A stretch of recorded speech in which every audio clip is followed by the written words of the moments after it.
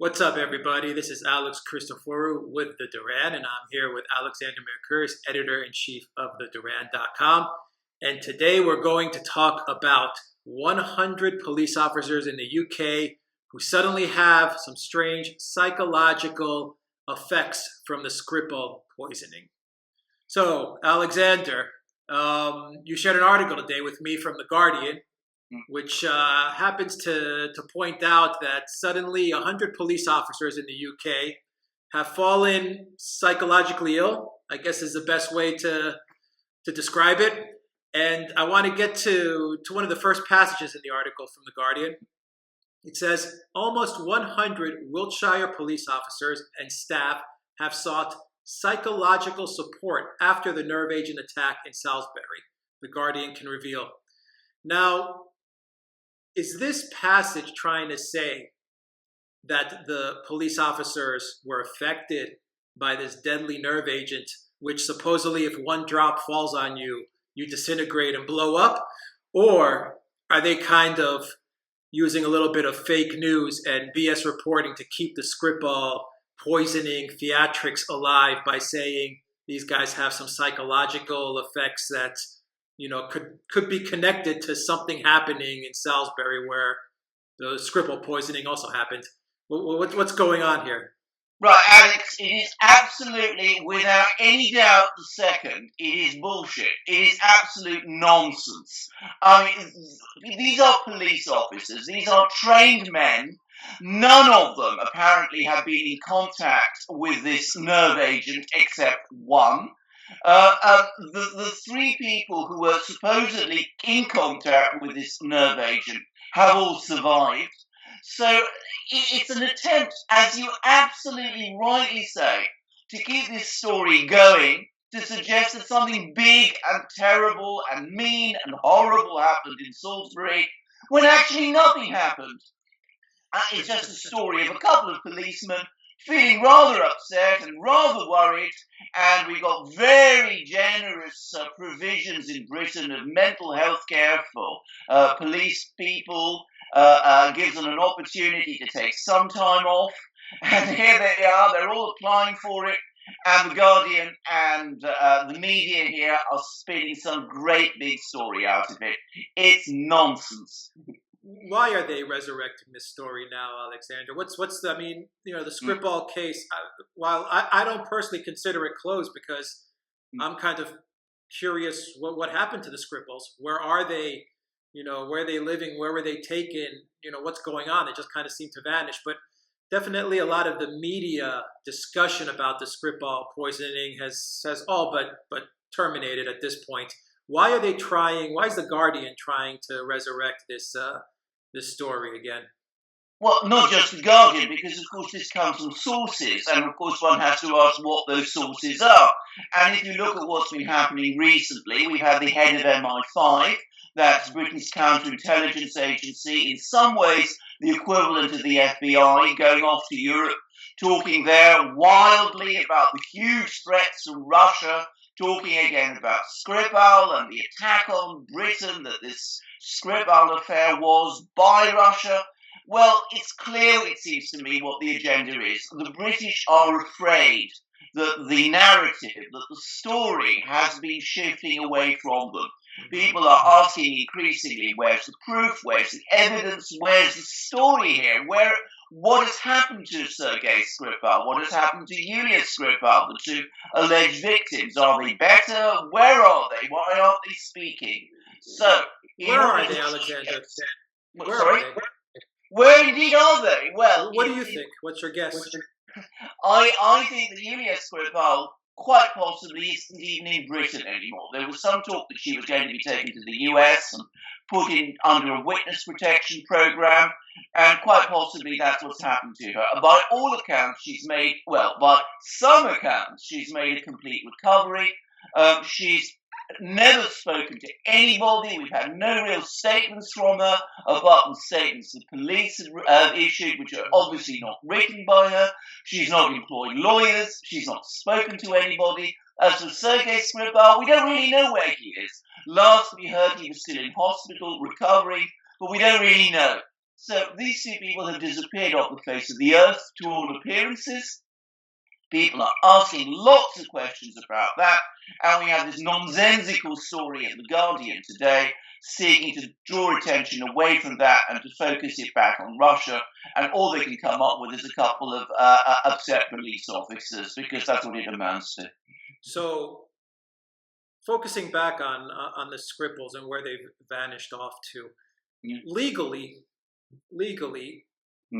what should have happened with the Skripals if you had to apply international law, and the fact that you had the Russian embassy trying to speak with them, Yulia Skripal being a Russian citizen, and I'll say illegally, the fact that they've disappeared. What are the implications here on a legal front as to how these two individuals have been handled by the British government?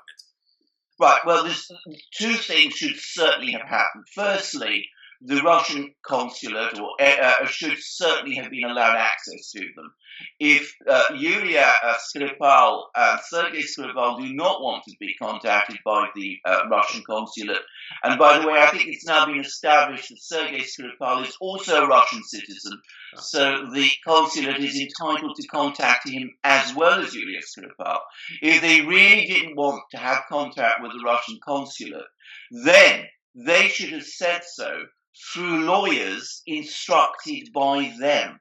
In other words, they should be assisted to have legal representatives, people we can trust, lawyers representing them, acting for them, and explaining things on their behalf to the public, to the Russian consulate, and eventually, in some form, they should have come forward themselves, Yulia Skripal herself, and should have spoken out.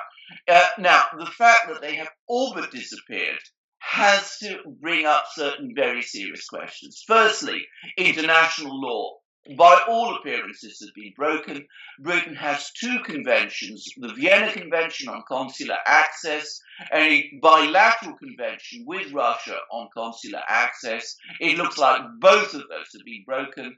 And of course, one has to wonder whether Sergei and Yulia Skripal's own legal rights are not being infringed personally as well, because of the way in which they seem to have been taken out of circulation. One doesn't really know very much about that. One would like to know a lot more, but one has to be very worried about it. Why didn't Russia press the issue to see them and to gain access to them? And why are they not adamant, even today, about getting in touch with the Skripals? Or are they doing it from back channels and we just don't know about it? We may not know. I mean, there may be back channels. What the Russians say is that they've been trying to get through to the Skripals through consular access, and it's been refused. The big mystery for me, and the one that nobody's explaining, is why the Russians haven't instructed lawyers themselves and haven't themselves brought legal action in the British courts to try and enforce these conventions. I've heard a rumour, and I want to stress it is only a rumour, that they did look for lawyers to instruct, to help them with this case, and that nobody was prepared to come forward and act for Russia in this situation. If that is true, then that is very remarkable and very disturbing in itself, and one wonders what kind of pressure was brought. But I don't know it for a fact, and I think we've got to be very careful before we assume that that is true.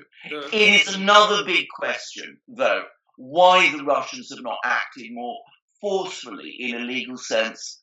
There are so many unanswered questions about this case, Alex, that it's difficult to know where to start. Will we ever find out what really happened in Salisbury that day? I don't think so. I have to say, I don't think you and I will ever find out, and I don't think most of the public will find out, because whatever happened, it's obviously very embarrassing. Someone knows.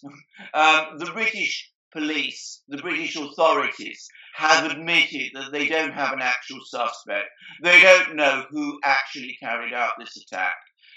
I suspect there are some people around the world somewhere who have a pretty good idea of what happened.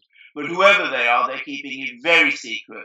And perhaps in 50 years, when all the archives are dusted out, we will find out the truth. Those of us who are still alive then, But until that happens, I'm afraid one can't expect that we will probably know the whole truth, and I don't expect to. I have to say that frankly. Well, it's definitely, it has been probably one of the most interesting news items that has come about in the last, I would say, 6 months to a year. It's been fascinating because it's taught us so much about the situation in Britain now. It's this country which prides itself on the observance of law and of democratic procedure and due process. And it turns out that that doesn't really apply in these kind of situations. And perhaps the other thing is it teaches us so much about the political situation in Britain, how easy it is to manipulate the British public and the British media and the British political class around an anti-Russian line, and how anybody who questions that finds themselves in great political difficulty. So I think we learned a lot about Britain from this affair, and none of it is good. Would you be able to, would it be a stretch to say that the UK essentially kidnapped the Skripals? Well, some people are saying that. I would like to know a little bit more about this, because it was kidnapped suggests that Yulia Skripal and Sergei Skripal are being held against their will. The Russians, by the way, have said that. The Russian authorities are talking in that way. Before I went that far, I would really want to know more about what's actually happened to them. It seems to me more likely that they've been told many things by the British and are being manipulated into not coming forward and not instructing lawyers. That may not be a kidnap technically. In some ways, if my guess is right, then that's even more disturbing, because it would suggest that these people are being manipulated by people who are supposed to be helping them and protecting them. And in a country like Britain, well, really, that is outrageous. Right. The Western values at play.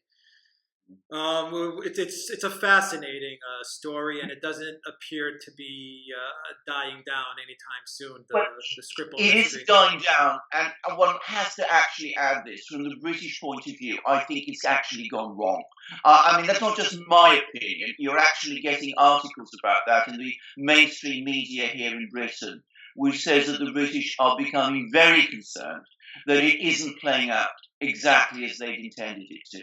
Not within Britain itself, perhaps, so much. I mean, there's some people who are querying it here, but internationally, it hasn't really worked out as the British expected at all. Right, so it was a big misstep on part of May. It was a huge misstep, yeah. Well, everyone, that's what's going on with the Skripals saga. Thanks for watching this video. Thank you, Alexander, for explaining to us exactly what's going on, what may be going on behind the scenes with the vanished Skripal father and daughter. And for everyone watching this video, remember to click that red button to subscribe. Every time we push out a new video, you have to hit that notification bell to get notified. So punch that notification bell, and also visit drnshop.com. Get yourself a shirt, get yourself a retro poster. We have a lot of great merchandise. Every time you buy something, you support the Duran, you support independent journalism. I'm Alex Christoforou with the Duran. Alexander Mercouris, editor-in-chief of the Duran. Thank you very much. Stay tuned for the next video. Take care.